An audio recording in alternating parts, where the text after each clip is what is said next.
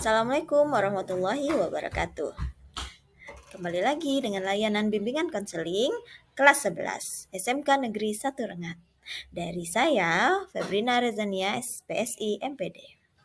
Kali ini saya akan membahas tentang menyontek. Ya.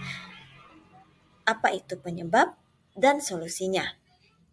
Kita tahu menyontek merupakan salah satu fenomena pendidikan yang sering dan bahkan selalu muncul menyertai aktivitas proses belajar mengajar sehari-hari. Tetapi jarang mendapat pembahasan dalam wacana pendidikan kita di Indonesia. Kurangnya pembahasan mengenai menyontek mungkin disebabkan karena kebanyakan pakar menganggap persoalan ini sebagai sesuatu yang sifatnya sepele. Padahal masalahnya menyontek sesungguhnya merupakan sesuatu yang sangat mendasar. Tujuan pada layanan ini adalah peserta didik mampu memecahkan masalah, penyebab, dan solusi menyontek. Yang kedua, peserta didik mampu menilai sebab akibat menyontek. Yang ketiga, peserta didik mampu mengatur langkah-langkah sebab akibat menyontek.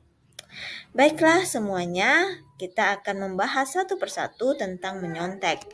Menyontek adalah merupakan tindakan tidak jujur yang dilakukan secara dasar untuk menciptakan keuntungan yang mengabaikan prinsip keadilan. Ini mengindikasikan bahwa telah terjadi pelanggaran aturan main yang ada.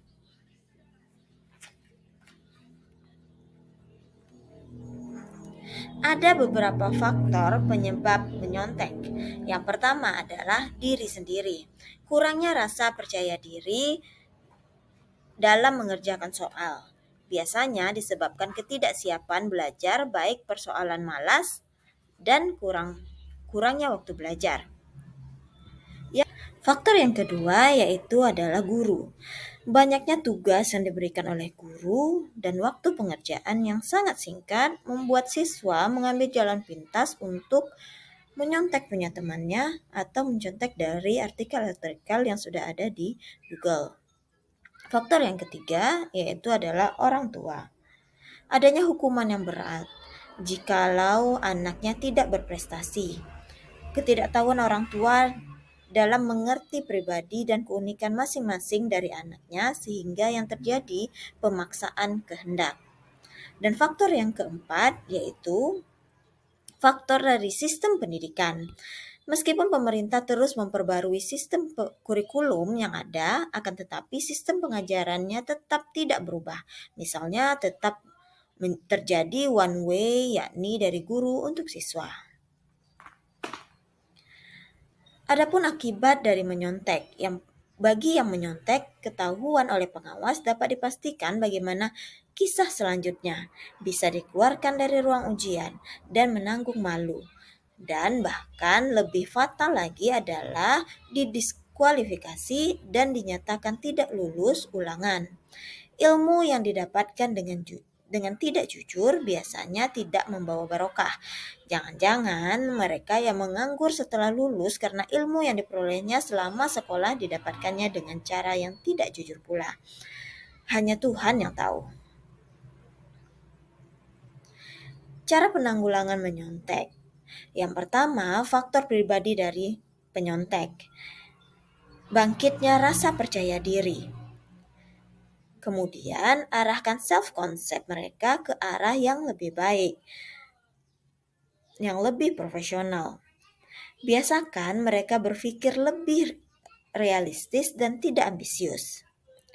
Kemudian, dari faktor lingkungan dan kelompok.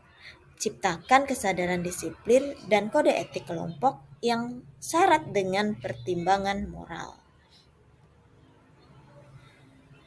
Kemudian faktor sistem evaluasi. Buat instrumen evaluasi yang valid dan reliable. Kemudian terapkan cara pemberian skor yang benar-benar objektif. Lakukan pengawasan yang ketat.